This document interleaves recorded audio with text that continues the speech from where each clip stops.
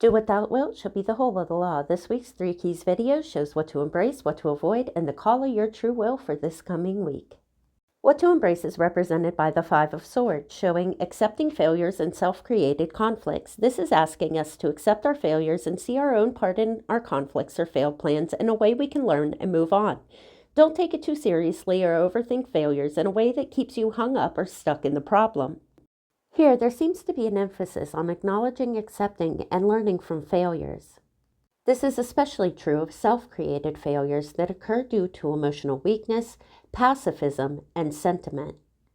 Examples of this are somebody justifying a bad relationship because they feel attachment, or not pushing yourself hard enough because you don't feel like doing something.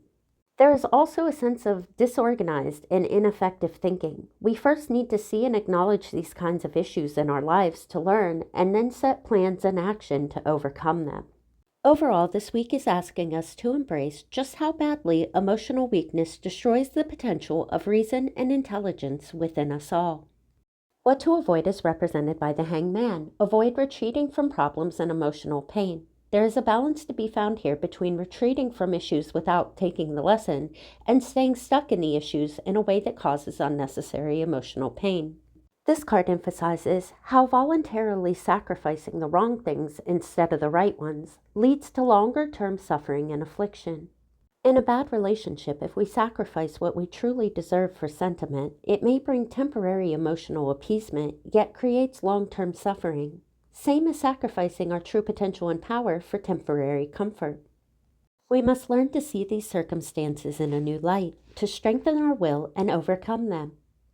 Otherwise, our own energies become the biggest contributors and maintainers of our suffering, failure, and shortcomings. Not others, not circumstances, our own weakness of will.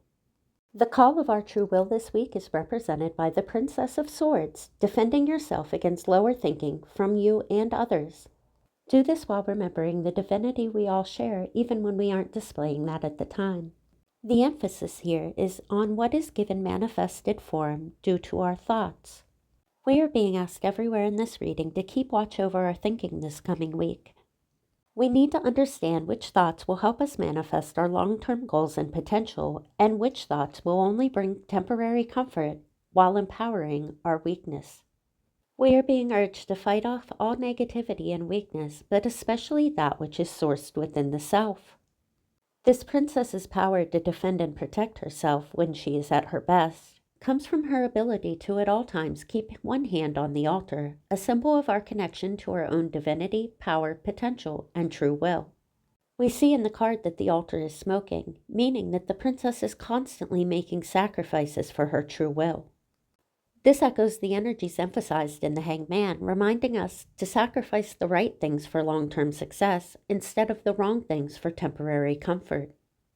This whole coming week will likely require us to be mindful of our weaknesses and make sacrifices to allow our goals to take form.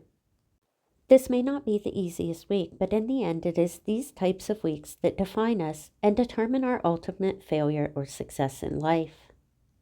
Thanks for watching. Follow for more tarot and occult-related content. Love is the law. Love under will.